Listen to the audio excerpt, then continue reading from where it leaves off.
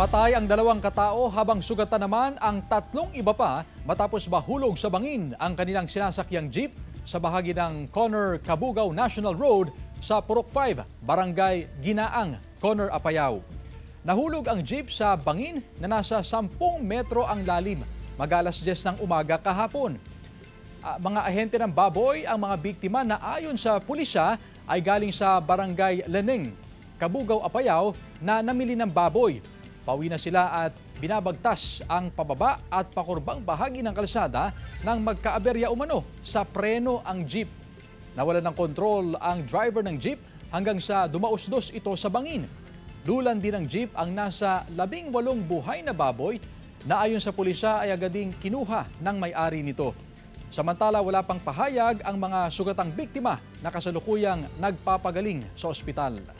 Accordingly, na-lost brake po siya. Hindi na po niya na-control yung manibela. Tapos meron pa siyang kargang mga baboy. Siguro nung patabingin siya na ganun, yung balance ng mga baboy na napunta sa kabila, hindi na niya na-balance. Nabaliktad po siya. May mga taas siguro mga 10 meters.